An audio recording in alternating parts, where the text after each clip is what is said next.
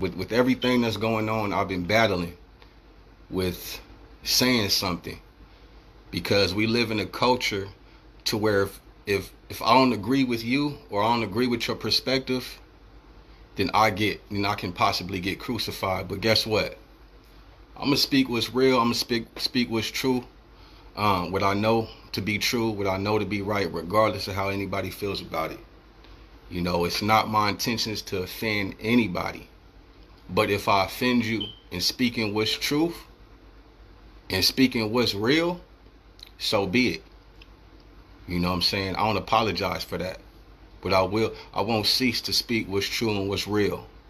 I've been seeing what's been going on the front lines, you know what I'm saying, with these protests and things like that. And I was out in my city at the protests in Moreno Valley, California.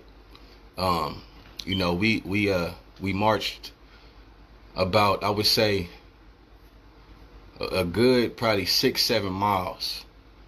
And for anybody who lives in Moreno Valley or is from out here, we pretty much started from Day Street, and we ended up and we walked all the way to City Hall, and that's where pretty much the protest remained until everybody dispersed.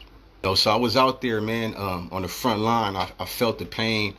You know, I seen the devastation, and it was heartbreaking, man. It was heartbreaking to see so many people out there in a state of despair. You know what I'm saying? It really genuinely broke my heart. And you know, I felt for him, man. And you know, so many people misguided. So many people don't know what to do or how to even express their anger or their emotions properly. You know what I'm saying? And so that's the most troubling part about it, is that a lot of people just don't know. Either they don't know how to feel, they don't know how to process things, they don't know how to take things, and or if they do, you know, they don't really necessarily know how to go about communicating effectively. And so I took a couple of days before I really decided to speak about anything, because that's also a huge problem nowadays, is that people have an opinion and they go forth with it instead of really sitting back and piecing apart the perspectives, you know what I'm saying, and really being able to form a complete thought. You know, people just they think something, they feel something, they go straight to the internet and they express themselves. And it can come across as harsh, it could be insensitive, it can make like no sense at all. But you know, I definitely wanted to take the route of stepping back, really analyzing what's going on, so I can then give not that my perspective matters, but I believe that we all have a voice, and I believe that if we use our voice properly, we can make a difference.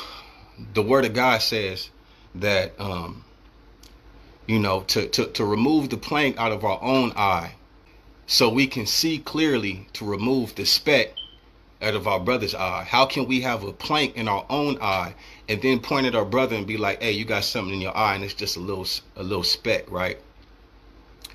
This is what I feel like the black community and the black culture, this is what we're doing with our other cultures, you know what I'm saying, specifically the white culture. This is what we're doing. They have a speck in their eye and we have a huge plank in our eye. You know what I'm saying? And we are very biased in our perspective. The truth is that black people, we need to, brothers and sisters, you feel me, regardless of what color you are, we need to clean up our own house first. I understand what happened to this man and what's been happening to a lot of our black men in this country is unjust, it's not right, and it needs to be dealt with. And those who, you know, execute these type of acts on us must be dealt with, must be punished accordingly.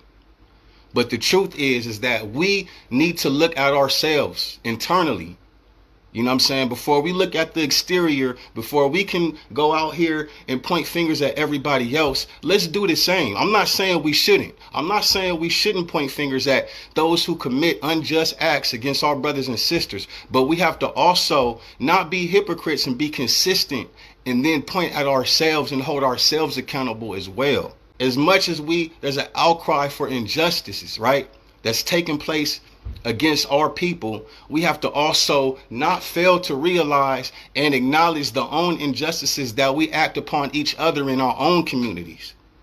Period. We can't play the hypocrite. You know what I'm saying? And this isn't to take away. And that's the thing. That's what I feel like why a lot of people are afraid to address this issue is because the Black Lives Matter movement, you know what I'm saying, has overshadowed any type of logical reasoning or our ability to fully analyze a situation and really get the whole picture. You know what I'm saying? We're cropping out an isolated incident because it's trending, because it's popular, because this is what the media is constantly feeding us. And we're taking this isolated situation and we're not truly willing to acknowledge, you feel me, the deeper problem. The black family. The black family has diminished. There's been a huge decline in the black family. You have cats out here on the front line marching for this Black Lives Matter movement, you know what I'm saying, because this grown man, lost his life, but yet majority of us, statistically speaking, these are facts. Majority of us aren't even taking care of our own children. Majority of us haven't even seen our kids in months. We're not training up our children. We're not teaching our young black men. We're not teaching our young black queens to respect themselves. You know what I'm saying? We're leaving our children out here to suffer, man. We're sitting here speaking against injustices. Okay, let's not just make this an isolated situation. Let's not make this about what happens against our people when it comes to police. But let's really talk and really communicate a greater solution that needs to take place within our community, period. And we're knocking up and abusing our women, you feel me? Leaving them to raise children by themselves. And we want to cry about injustice, which we should. But let's not just look at one injustice. Let's look at all of the injustices that's going on. Let's look at the fact that look at the abortions that's taking place in this country within our community. Thousands and thousands and thousands of our babies are being murdered in these abortion clinics that have been strategically put in urban communities. This is a proven fact. These abortion clinics have strategically been placed in inner city communities where minority people groups live, and we are encouraged to abort our babies. We are already the minority in this country. If we're going to talk about injustice, let's talk about that. Let's talk about the abortions. Let's talk about fatherlessness. Let's talk about the genocide that's taking place because we killing each other. We killing each other like crazy, dude. We dropping like flies. And nobody says a word. I remember in 2013, there was a girl named Tiana Ricks out in my city in Moreno Valley. She was only 6 years old, dude. She was 6 years old and she lost her life on her own driveway due to gang violence. And guess who did that? Black men. Period. We did that. And I didn't see not one sign go up. I didn't see not one protest. I didn't see not one person speak against that. Period. This little girl who is 6 years old lost her life from a stray bullet in a gang shootout, and not one sign went up. Not one protest, not nothing. But over here we have this grown man who lost his life, and it's a tragic situation. I'm not taking away from that. It's a tragic situation, but we need to wake up and stop playing the hypocrite. Let's be consistent. We glamorize and glorify criminality, and then we act like we're the victims when we get treated like criminals. We sitting here glamorizing the criminal mindset within our communities. And then we're acting like the victims when we get treated like criminals. Man, this ought not be. This ought not be. We need to wake up. There is a greater need. We can pass policies, we can pass programs, but unless we willing to hold ourselves accountable, this is all going to be in vain. We sitting here talking about bringing this man, the officers who killed this man, to justice, when there's people in our communities, in our neighborhoods, that are committing atrocities against our own people, and we don't want to turn them in. There's kids who've been killed, you know what I'm saying, from stray bullets. There's a lot of our men are being murdered, you know what I'm saying, and we over here talking about don't snitch, don't come forward. People's mothers are losing their children. We trying to play the whole justice card when we don't even execute it against ourselves. We not really for justice. What we saying is that what I hear in this conversation is I want to be able to be corrupt and get away with it, and then point the finger when I see corruption and expect it to be dealt with. It don't work like that. It don't work like that, black people. I'm for my people, period.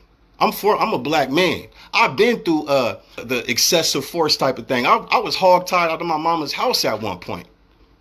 I remember at one point for a couple of years, detectives showed up at my door dang near once a week looking for me. I done been snatched out of my car. I was driving a BMW down the street. I've been snatched out of my car, put on the curb on a main street while cars pass by, humiliated, and asked why I had such a nice car. Because I don't look like I should be driving something like that. This happened to me. This happened to me before. I've been framed by the police. I was in a situation where a whole case was built up against me with false evidence to get a conviction. Probably like over 10 years ago. I was young. I was probably 20 years old. There was a case that was built up against me, and because they weren't sure they can get a conviction, they put a whole nother case on me that was built on false evidence. And I push that to this day. But you know what? At the end of the day, I'm not going to sit here and act like the police ain't in our community doing good. Because they are. But there are racist cops. There are people who, you know what I'm saying, abuse their power. But we have to get out of this biased perspective, because have you ever asked yourself, maybe they scared? I mean, why wouldn't they be? Because on the media, you feel me? This is all we show ourselves to be is thugs, gang members, drug dealers. This is the image that we constantly portray ourselves to be on the media. And yet there's certain white people that have never even had the opportunity to sit down with a black person and talk to them. They don't have no personal relationships with black people. The only image of black people that they get is from the media. And so when they watch TV, when they listen to the radio, when they listen to the music, when they see the movies and stuff like this, and they see these certain images of us, that's not the majority of us, but this is all they see. And guess what? We support that image. We buying the albums. We going to the movies. But it comes to us, like I said, dealing with ourselves. And when these influencers and these artists and these celebrities that prop themselves, that we prop up, that we support, that endorse this criminal mentality, that sexualize our women, that criminalize our men, and this is the images that they put out there, we have to hold ourselves responsible for the way that we're being perceived. And this is not an excuse to treat people a certain type of way based on whatever perception that you get. None of that. But I'm saying is we have to hold ourselves accountable, period, and stop being biased. This is the conversation that we really need to have. We need to redefine black culture. We need to hold ourselves accountable. We need to start taking care of our children. We need to stop aborting our children. You know what I'm saying? Or if black lives really matter, you feel me? Then why are we killing so many of them in these abortion clinics? If black lives really matter, you feel me? Then why are we victimizing our brothers and sisters every single day on these streets? Because I promise you this, bruh, that any issue I've ever had in life where my life was threatened was from a black man. And I'm not going to sit here and act like I didn't participate in the same behavior, because I did the same thing. I was out there doing the same thing to my people. But I'm sitting here and I'm telling you this ain't the way. And I've come to the realization that it's never been the way. I was confused. I was misled, you know what I'm saying, to believe a lie. But now here, I'm sitting here to you as a grown man, a little more mature in my thinking. I don't have it all together, but just a little more mature in my thinking. And I can tell you that is not the way. We have to redefine black culture, man. That's the solution. We need to hold ourselves accountable. We not with this genocide thing. It's not cool. This is not the image we want out there for our young men, our young women to walk around here and sexualize themselves, for us to abuse our women, not take care of our children, and then expect to be respected. It ain't gonna happen. At first, I wasn't going to say anything because I know it could be taken the wrong way. I know people ain't rocking with it because it don't fit their agenda. But at the end of the day, I'm standing up for what's right. It don't matter. If you don't like what I'm saying, man, God bless you. You know what I'm saying? I don't wish nothing bad on you. We just disagree. We just don't see eye to eye. And I pray one day, you know what I'm saying, you mature in your thinking and you can see. Nothing I'm saying is wrong. Nothing I'm saying, even though the emotions is high, even though, you know what I'm saying, that the media is constantly pumping this image of this black man being killed and stuff like that. And like, dude, nothing I'm saying is wrong. That's wrong, but nothing I'm saying is wrong either. I've been going to these protests here and there. I made these flyers I'm gonna be passing out. It says, history always repeats itself. This does this. Know your history. This right here brought about this. And this did this. This right here produced this. Know your history. Period. I'm going to show y'all one more time. This right here. This is history. This did this. This did this. This is the civil rights movement. This is Martin Luther King and his soldiers marching. This is criminal behavior. Birthed out of anger, birthed out of passion, but let's call it for what it is. Criminal behavior. And it produced this. It did nothing. We are not thugs. We are not criminals. We are prestigious black men and women. We are kings and queens. We are self-respecting and we know how to communicate effectively. Those who came before us, our forefathers, those who fought in the civil rights movement showed us and was an example to us. This is how they laid down the bricks. They laid the pavement. This is how you do it. This is how we was able to accomplish so much, brother. This is how we was able to pass these laws and for us to be able to obtain our human rights, sister. And so that's what we ought to emulate. You feel me? That's what we ought to mirror in our efforts, you feel me, for justice and equality and peace. But that whole running up and stuff, we look like buffoons, and what we're doing is we're perpetuating the image that is already out there about us. You ever had a conversation with somebody and you talking to them and they start yelling and they start screaming and cussing and all that? You can't even hear what they talking about no more. You don't even want to hear what they talk about no more. You want to shut them down and get them up out of there. That's the same way this conversation is going, breaking and looting and all of that type of stuff. And the people who do have the ability to, incorporate certain things, they don't want to hear it no more. Because what this is doing is overshadowing the bigger issue. Let's lose our mind. Shout out Drew, man. Good Company out in San Bernardino. It's a Christian-based shoe store, man. And I just want to say this, man. Good Company, man, they out there in the projects. They out there in the ghetto, giving away shoes, doing outreach. They last week, I believe, or a couple of weeks ago, man, they took 4 families and took them on a shopping spree at Walmart on their own dime. Try to loot the same people that's helping us because they're not black. I don't know Drew too well, but I know about his ministry and what he has going on. The sad part is they've done more for the black community than our people have done. We terrorize our community. You have outsiders coming in trying to help us, and we treating them like they the oppressors. Man, that's not cool, dude. Do you see what this is doing to us, man? We got to do better, man. We got to do better, period. We got to do better, y'all. For real. For real. Black lives matter indeed. You feel me? They do matter. But let's treat them like they matter. Even when it's not trending. Let's treat it black lives like they matter when it's not popular. Let's be consistent with this. Let's make sure that black lives always matter. Not just for now. Not just for now, man. So, God bless y'all. Be safe out there. Please be safe. Make the right decisions. If this resonates with you, man, I pray that you would take action. If you have a platform to speak, speak. If you're led. If not, continue to just, you know what I'm saying, just pray. Pray for this country. Pray for the people. Pray that minds awaken. And, you know, it just be a shift and a change. You know what I'm saying? In Jesus' name, period.